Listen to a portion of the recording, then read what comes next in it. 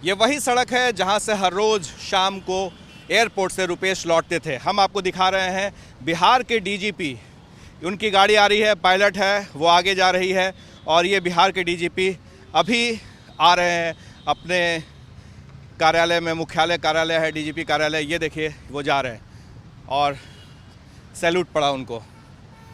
अब हम आपको दिखाएंगे कि बिहार के डीजीपी जिस मुख्यालय में रहते हैं, मुख्यालय में आते हैं, यहाँ से चंद कदम पर ही उनका घर भी है और ये सरदार पटेल भवन है जो पुलिस मुख्यालय है। यहाँ पर बड़े बड़े अधिकारी, डीजीपी से लेके एसपी के रैंक के अधिकारी यहाँ जो हेडक्वार्टर में तैनात है वो रहते हैं। यही वो सड़क है जहाँ से रुपेश हर रोज़ जाते थे। अब हम दूरी तय करेंगे यहाँ से उस घटना स्थल का जहाँ पर कि रुपेश की हत्या हुई थी शाम में ठीक 7 बजे, और देखेंगे कि कितनी देर यहाँ से जाने में लगता है और पहुँचने में, और पुलिस उस वक्त कहाँ थी। अगर पुलिस तैनात होती तो शायद अगर अपराधी घटना को अंजाम देकर जा भी रहे थे तो उन्हें पकड़ा जा सकता था, लेकिन पुलिस ने पहले ही कह रखा है कि वो पेशेवर अधिकारी थे। तो जाहिर है कि तू डाल डाल मैं पात पात। अब अपराधियों की खोज जारी है। हम देखते हैं, इस बाइक से सफ़र करेंगे और बताएंगे कि रास्ते में कितने वीवीआईपी रहते हैं। मंत्री का आवास है, अधिकारियों का आवास है, विधायकों का आवास है, बावजूद इसके उनकी हत्या हो जाती है और अपराधी फरार हो जाते हैं। और अब हम आगे निकल रहे हैं। अब आपको दिखा रहे हैं कि ये चिड़िया खाना है बगल में। चिड़िया खाना होते हुए गोल्फ क्लब, ये गोल्फ क्लब है जहाँ पर बड़े बड़े अधिकारी और नेता आते हैं। कई सारे न्यायाधीश भी यहाँ आते हैं गोल्फ खेलने के लिए। ये पुराना पुलिस रेडियो हुआ करता था जिसे हटा करके पुलिस मुख्यालय बनाया गया। पुलिस मुख्यालय में ऐसी सुविधाएं हैं जिसे जानकर आप दंग रह जाएंगे। ये एक तरह से अर्थक्वेक प्रूफ है, यानी कि अगर कभी भी कोई धक्का लगता है, किसी तरह का कोई परेशानी होती है, तो यहाँ पर हेलीकॉप्टर भी उतारा जा सकता है।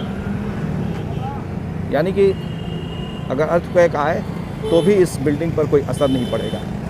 इसी बिल्डिंग में मुख्यमंत्री 2 बार आ चुके हैं पुलिस मुख्यालय में बैठक करने के लिए, और इसके पहले 3 बार वो बैठक कर चुके हैं पुलिस मुख्यालय में अधिकारियों के साथ, अपने आवास पर भी, सचिवालय में भी, लॉ एंड ऑर्डर को लेकर के। लेकिन आपने देखा कि पुलिस कितनी चुस्त दिखी, कितनी दुरुस्त दिखी। ये जो इलाका है, अब आपको जहाँ जा रहे हैं, ये बेली रोड है, और बेली रोड से हम अब अंदर जा रहे हैं जहाँ अधिकारियों का, विधायकों का और मंत्री रहते हैं इस इलाके में। ये वीवीआईपी इलाका है।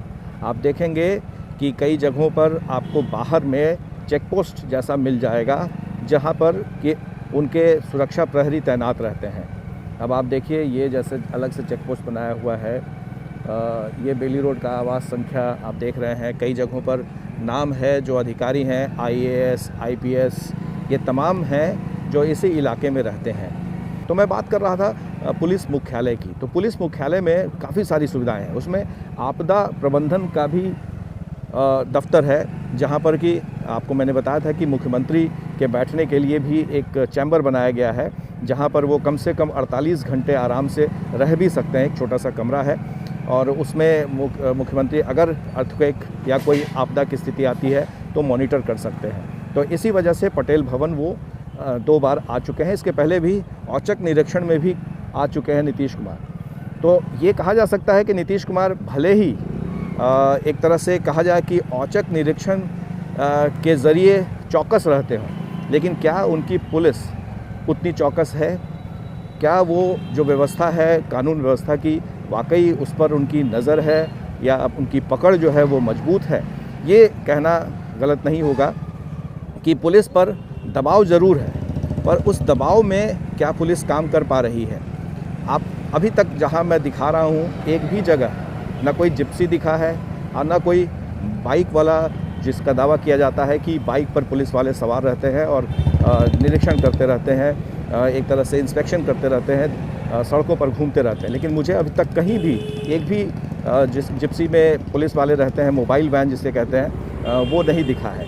इसके अलावा अगर आप देखें तो अब हम क्रॉस कर रहे हैं, अंदर ही अंदर जा रहे हैं रुपेश के घर की तरफ। और ये सारे जो है वो कर्मचारी इस इलाके में रहते हैं और यहाँ से वो भी अपने दफ्तर जाते हैं, कर्मचारी भी। तो ये अंदर का इलाका है।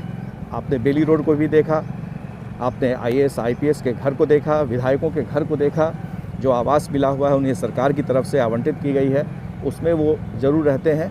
पर अभी तक इस पूरे इलाके में कहीं भी पुलिस वाले नज़र नहीं आ रहे हैं। ये दोपहर है, आप देख ही रहे हैं, सुबह से दोपहर की तरफ अब बढ़ रहे हैं हम। और ये जो है पुनाई चक का इलाका, यहाँ से शुरू हो जाता है और यहाँ पर ही ऑफिसर्स फ्लैट जो थे, जो बिहार प्रशासनिक सेवा के अधिकारी हों या फिर कई ऐसे विभाग हैं जिनके पास दफ्तर नहीं थे, तो जो आयोग हैं उनके पास दफ्तर नहीं थे, तो उन्हें ये सब कुछ दिया गया है। जैसे बिहार भूदान यज्ञ कमेटी, उन्हें ये दफ्तर दे दिया गया है।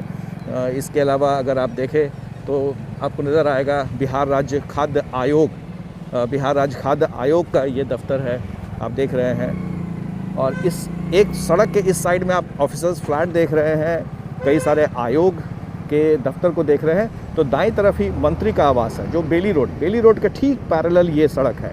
यानी कि जो मुख्य सड़क है बेली रोड, उसके ठीक पैरेलल में ये भी एक सड़क है। अब दिखाते हैं आपको। यहाँ पर मैं थोड़ा कैमरामैन को रोकना चाहूँगा। ये है पुलिस महानिदेशक सह असैनिक सुरक्षा आयुक्त, आपदा प्रबंधन विभाग, नागरिक सुरक्षा निदेशालय। ये देखिए, ये यहाँ पर बोर्ड लगा हुआ है, यहाँ पर उनका दफ्तर है। बिहार राज्य परिवहन अपीलीय न्यायाधिकरण, यानी कि जो महत्वपूर्ण आयोग या दूसरे महत्वपूर्ण विभाग हैं, उनके भी दफ्तर आपको देखने को मिल सकते हैं। और इसी सड़क से अब हम जा रहे हैं। रुपेश या तो मुख्य सड़क से घर जाता होगा या फिर इस जो पैरेलल सड़क है उससे। हालांकि इस पैरेलल सड़क को भी बनाने की योजना है कि जो ट्रैफिक है बेली रोड से उससे कम किया जा सके और यहाँ पर जा सके। ये पुनाई चक की ओर जाने से पहले कोसी रेस्ट हाउस या ललित भवन एक है, जहाँ से एक तिराहा आता है और इस तिराहे पर भी आप देख लें कि महत्वपूर्ण। और यहाँ से अब प्राइवेट जो घर है बाईं तरफ वो दिखता है और दाएं तरफ कर्मचारियों का आवास दिखता है। अब हम धीरे धीरे बहुत ही करीब आ गए हैं रुपेश के घर के पास। बाइक से चलते हुए आपको हम दिखा रहे हैं कि कैसे ये भी एक जगह है, केंद्रीय लोक निर्माण जो CPWD का है। यहाँ पर भी काफ़ी सारे मर्डर्स हुए थे पहले, टेंडर को लेकर, ठेकेदारी को लेकर के। काफ़ी ये भी जो जगह है उसके बारे में चर्चा होती रही है आए दिन, क्योंकि यहाँ पर ठेकेदारी के टेंडर्स खोले जाते हैं और मर्डर भी हुआ है, गोलियाँ चलती रहती हैं। तो ये पुनाई चक के पास हम जा रहे हैं और जो घर है रुपेश का, महज अब चंद मीटर की दूरी पर है, बस हम पहुँचने ही वाले हैं। लेकिन ये जो तिराहा है जहाँ से अब हम अंदर जा रहे हैं, आपको जान के आश्चर्य होगा कि इस जगह पर काफ़ी भीड़ होती है। जिस वक्त में घटना हुई थी 7 बजे, ये दाएं आप देखेंगे, यहाँ पर भी हम चाय वाले से बात करेंगे। यहाँ पर अमूमन इस इलाके में बहुत सारे छात्र रहते हैं, स्टूडेंट्स रहते हैं, जो लॉज में रहते हैं, जो बाहर से बिहार के कोने कोने दूसरे जिलों से आते हैं। और अब हम ठीक उस गली में मुड़ गए हैं जिस गली में रुपेश का घर है। और इस गली में आखिर में अपार्टमेंट है कुसुम विला, जिसमें रुपेश का घर है। अब देखिए, ये घर, ये जो गली है वो डेड एंड की तरफ बढ़ रहा है, उसके आगे कोई नहीं जा सकता है। अब आप सोचिए कि अगर इस जगह पर जहाँ से मैं अभी मुड़ा हूँ, उस जगह पर कोई वैन होता या जिस चाय वाले का मैंने दिखाया कि वहाँ पर चाय काफ़ी बिकती है और बहुत सारी संख्या में वहाँ पर उस वक्त, और जो CCTV का फुटेज भी सामने आया है उसमें भी ये दिखा है कि वहाँ पर काफ़ी संख्या में लोग खड़े थे उस वक्त में। अगर वहाँ पुलिस होती और जिस तरह से लोगों को पता चला कि हत्या की गई है, तो जाहिर है कि पुलिस वाले उन्हें दबोच लेते या उनकी जानकारी में होती बात। पर उस वक्त क्या हुआ था, चाय वाले से भी बात करेंगे। और ये वो जगह है जहाँ आपको दिखा रहे हैं रुपेश की हत्या जिस अपार्टमेंट के ठीक सामने, उनके घर के सामने हुई थी। 7 बजे शाम, कोई रात नहीं, और लोगों की संख्या, तादाद काफ़ी थी। जो दुकान के पास से CCTV के फुटेज मिले हैं वो भी ये बताते हैं। आखिर क्यों हुआ? अगर पुलिस वाले, सरकार जो दावा करती रही है कि गश्ती दल काम करता है, मोबाइल वैन काम करता है, पुलिस सड़क पर होती है, तो ये हादसा अगर हो भी गया था तो कम से कम हत्यारे पकड़े जाते। इतने घंटों बाद भी कुछ सुराग नहीं मिल पाया। पेशेवर हत्यारे हैं तो उन्हें पकड़ना भी थोड़ा मुश्किल काम होगा। पर ये अब तक जानकारी नहीं जुटा पाई है पुलिस कि इसके पीछे मकसद क्या था। क्या कोई व्यक्तिगत रंजिश थी या कोई और व्यावसायिक बात थी? क्योंकि रुपेश के कनेक्शंस बहुत बड़े थे।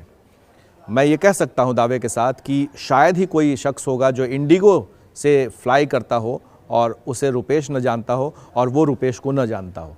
वो शख्सियत, हंसमुख चेहरा अब इस दुनिया में नहीं रहा, पर हत्यारे अभी भी फरार हैं।